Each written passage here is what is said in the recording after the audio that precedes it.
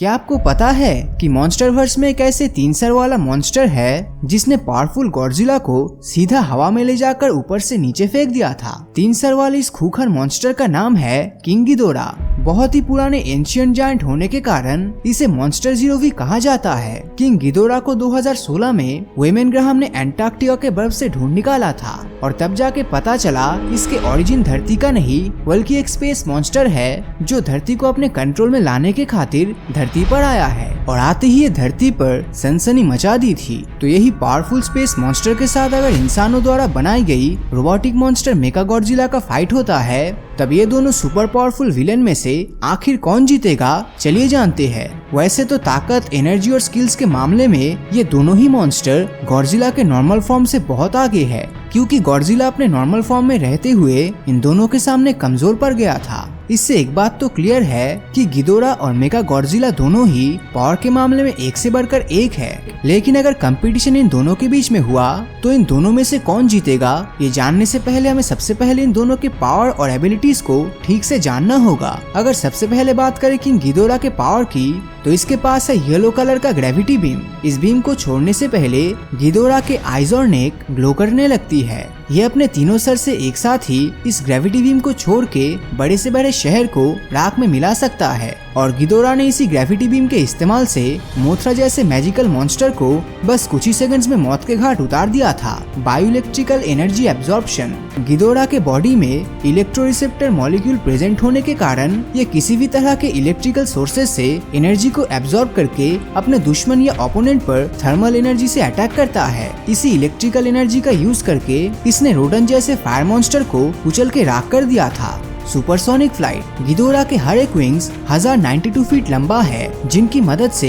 ये धरती पर साउंड के स्पीड से भी 3 गुना तेजी से ट्रैवल कर सकता है। गिदोरा के इन्हीं 2 बड़े बड़े विंग्स में हाइपरटॉन्सिल मसल टेंडर होने के चलते उड़ते वक्त ये धरती पर मेगा सुनामी, हरिकेन और साइक्लोनिक स्टॉर्म जनरेट करती है, जिससे बड़े बड़े ब्रिज और शहर टूटकर मिट्टी में मिल जाता है। इन सब पावर्स के अलावा गिदोरा के रीजनरेशन कैपेसिटी और ड्यूरेबिलिटी इसे बाकी मॉन्स्टर में इनविंसिबल बना देती है। गिदोरा के बाद अब हम बात करेंगे गॉडजिला के पावर और पोटेंशियलिटी के बारे में। ह्यूमन मेड इस रोबोटिक गॉडजिला को क्रिएट किया है एपेक्स साइबरनेटिक्स ने और उन्होंने इसे इसलिए बनाया ताकि ये गॉडजिला को मारकर धरती के बाकी मॉन्स्टर्स को अपने कंट्रोल में ला सके। इसीलिए गॉडजिला के हर एक अटैक का उसके पास करारा जवाब था। मेगा गॉडजिला का पूरा बॉडी बहुत सारे एडवांस टेक्नोलॉजिकल वेपन से फुली लोडेड है। तो इसके पास है red laser beam. Mega Godzilla अपने मुंह से रेड कलर का जो एनर्जी बीम या कहे तो प्रोटॉन स्ट्रीम छोड़ता है वो इतना स्ट्रॉन्ग है कि गॉडजिला के एटॉमिक ब्रेथ को भी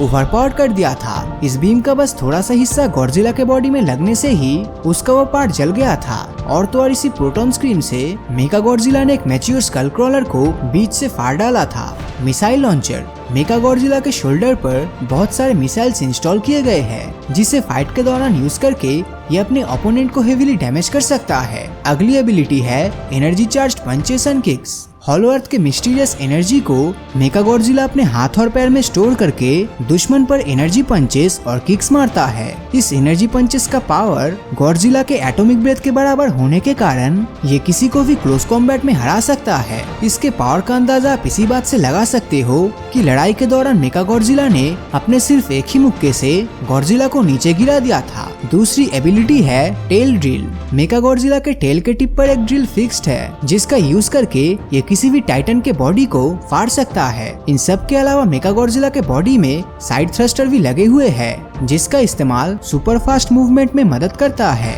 फाइट के दौरान इसी के मदद से मेगा गॉडजिला कभी भी अपने दुश्मन के करीब आ सकता है और पलक झपकते ही उनसे दूर भी जा सकता है। पावर के अलावा अगर इन दोनों के साइज का कंपेयर करें तो मेगा गॉडजिला हाइट में 400 फीट लंबा है और करीबन 1,56,000 टन वजनदार है। दूसरी तरफ गिदोरा की हाइट 521 फीट है और ये 1,40,000 टन भारी है।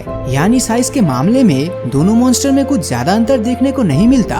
तो अगर इन दोनों मॉन्स्टर में फाइट शुरू हो जाए तो इनमें से कौन विनर होगा ये कह पाना थोड़ा सा कठिन काम है। लेकिन मेरे ख्याल से किंग गिदोरा मेगा गॉडजिला से कई मामलों में आगे रहेगा, क्योंकि हम सबको पता है रोबोटिक मॉन्स्टर मेगा गॉडजिला को गिदोरा के ही हेड से कंट्रोल किया जाता है। तो इसीलिए मेगा गॉडजिला द्वारा लिए गए हर एक स्टेप से गिदोरा पहले से ही वाकिफ होगा।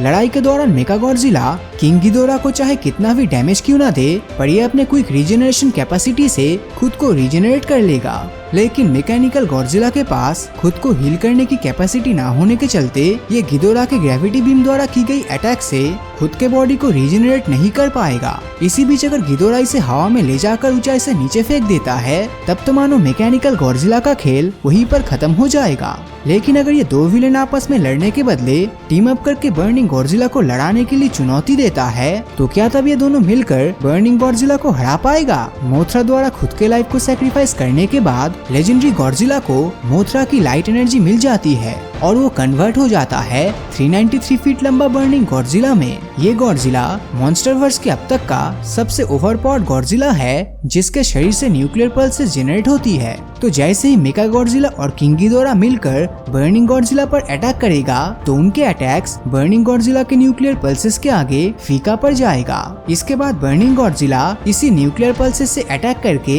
मेगा गॉडजिला के मेटालिक बॉडी को चंद मिनटों में पिघलाकर लिक्विड फॉर्म में बदल देगा और गिदोरा के साथ वैसा ही करेगा जैसा उसने मूवी में किया था। बर्निंग गॉडजिला अपने बॉडी से 15 लाख डिग्री सेल्सियस तपती हीट को छोड़कर गिदोरा के बॉडी और विंग्स को जला देगा और इसके बाद गिदोरा के चेस्ट के ऊपर पैर रखकर इसके बॉडी को डिस्ट्रॉय करके धरती से इसका नामो निशान मिटा देगा। तो आपको क्या लगता है, अगर इन दोनों के बीच में लड़ाई हो जाए तो इनमें से कौन जीतेगा? अपनी राय नीचे कमेंट करके जरूर बताएं। और अगर ये वीडियो आपको अच्छा लगा हो तो इस वीडियो को लाइक और अपने दोस्तों के साथ शेयर करना मत भूलना। और अगर अभी तक आपने हमारे चैनल को सब्सक्राइब नहीं किया है तो सब्सक्राइब करके नोटिफिकेशन बेल को ऑन कर दीजिए, क्योंकि मैं ऐसी वीडियोस हर हफ्ते लाता रहता हूँ। तो मिलता हूँ आपसे अगले वीडियो में, और हमेशा की तरह थैंक्स फॉर वॉचिंग।